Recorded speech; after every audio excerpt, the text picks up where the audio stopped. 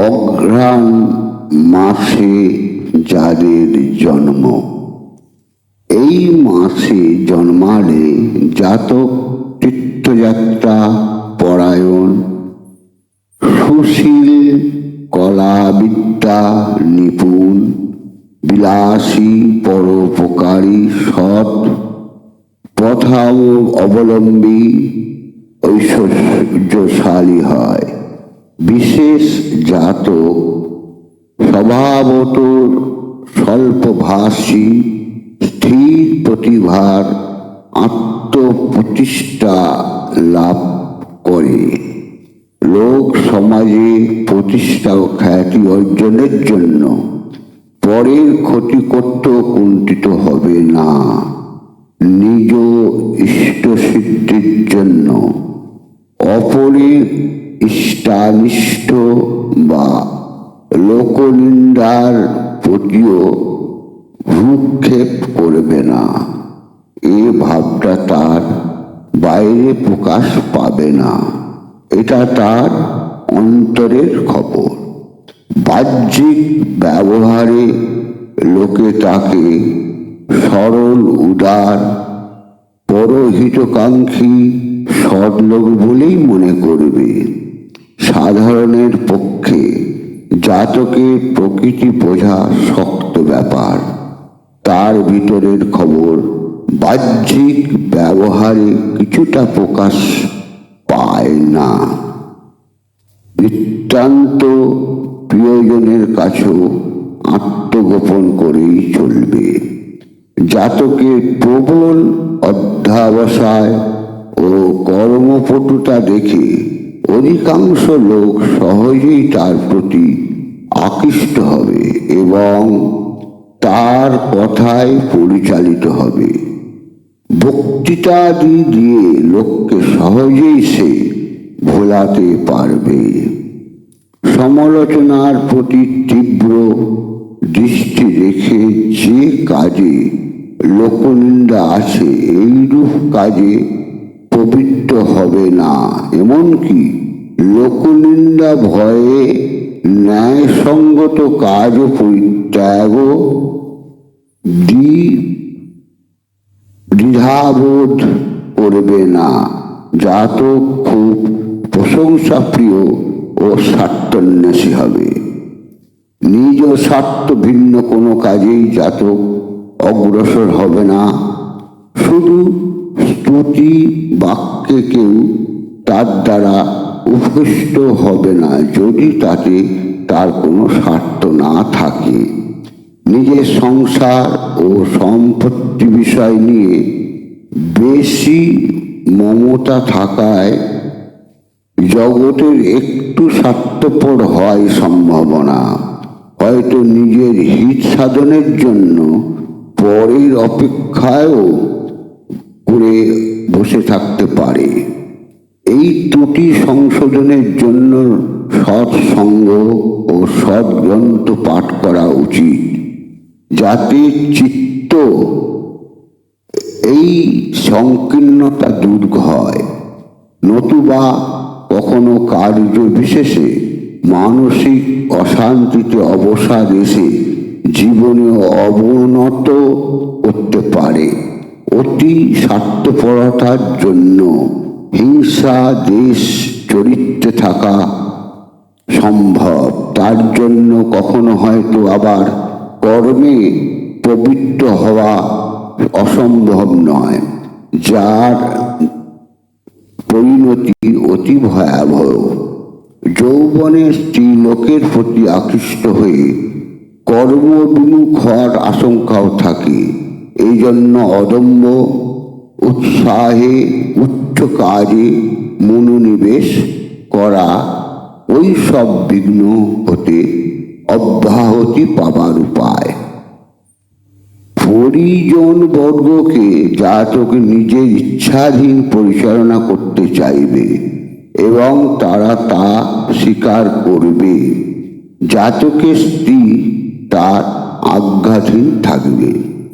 স্বামীর সুখ শান্তি বিধানের জন্য যত্নের ত্রুটি করবে না। পরের দোষ খুঁজে ব্যারান জাতকের মস্ত বড় দোষ। এটি পরিত্যাগ করতে হবে, কারণ জাতকের উন্নতির পথে এটিও একটি বিশেষ অন্তরায়। গুপ্ত জটিল রহস্যসমূহ ভেদ করার আগ্রহ জাতকের বেশি রকম থাকবে। জাতক খুব স্বার্থপর, উচ্চাভিলাষী হলেও যদি সে কোনো আধ্যাত্মিক বিষয় অভিনিবেশ করতে পারে, তবে তার পক্ষে আবার সাধু হওয়াও অসম্ভব নয়।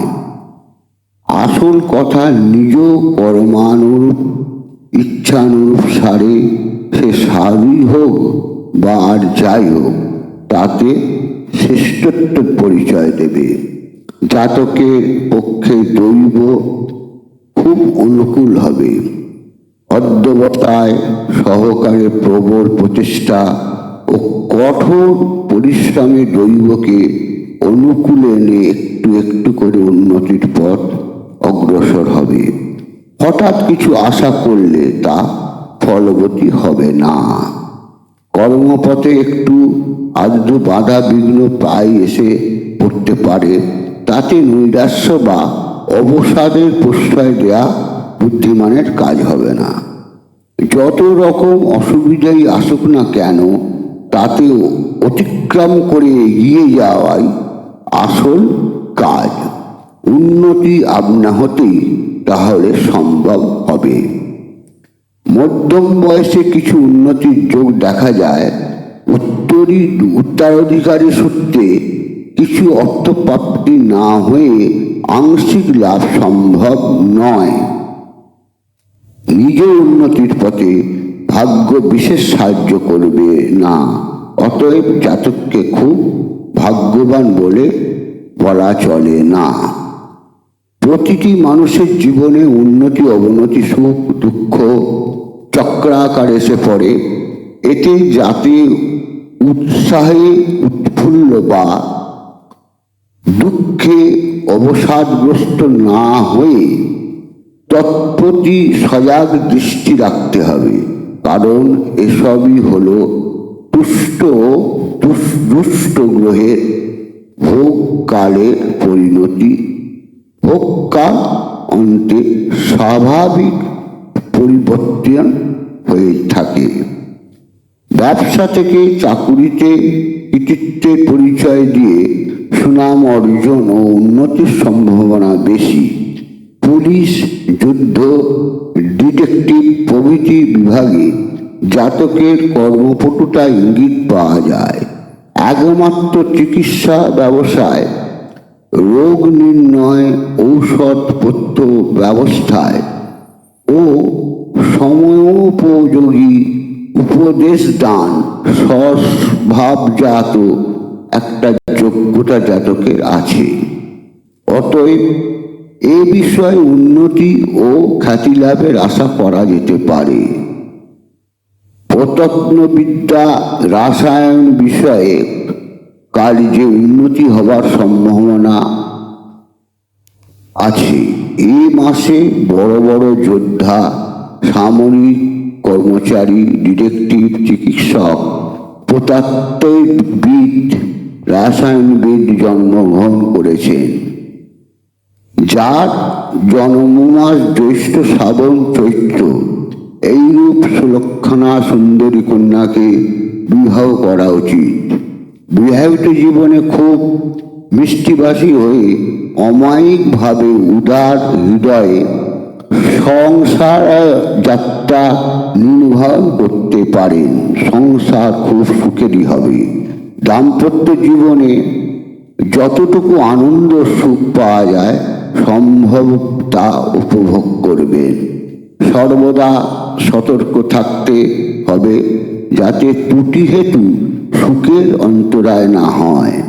মেয়েদের পক্ষে বৃশ্চিক, মীন, কর্কট রাশির জাতক সুন্দর গুণী পুরুষকে বিবাহ করা সংসার সুখের কারণ হবে।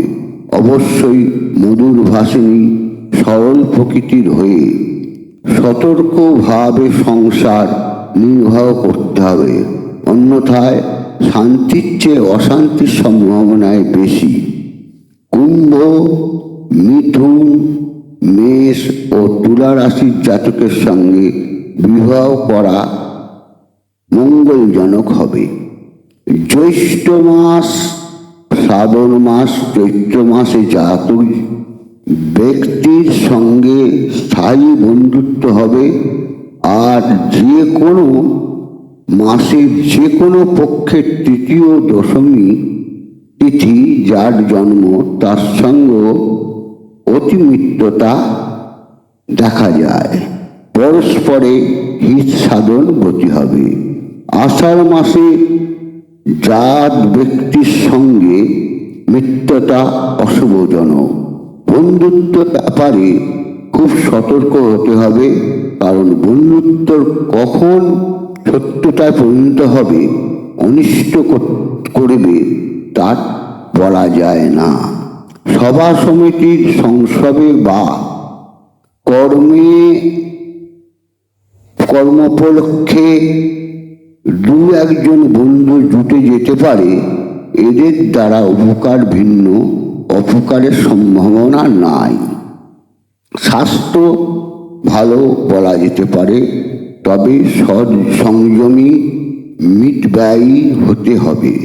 রোগ পীড়া প্রায় হবেই না, কখনো হলেও সহজেই তা ভালো হবে। তবে ইন্দ্রিয়জনিত রোগ, অর্শ, ভগন্দর, রক্তজনিত রোগ হবার সম্ভাবনা আছে। সময়ে আহার নিদ্রা, হিতকর প্রত্যাগ্রহণ, সৎ সংযমী হলে এসব রোগের ভয় থাকবে না। মনে রাখতে হবে, যৌন সুখ মত্ত হওয়া এসব রোগের কারণ। এদের মেঘের রং ও উজ্জ্বল লাল রং জাতকের মঙ্গলদায়ক। গোমেদ, মাণিক্য, বৈডুর্য, লাল রক্তপ্রবাল হিতকর ও শান্তিবর্ধক হবে। তবে কোনো ভালো জ্যোতিষকে দিয়ে পরীক্ষা করে নিয়ে পড়াটা ভালো। নমস্কার।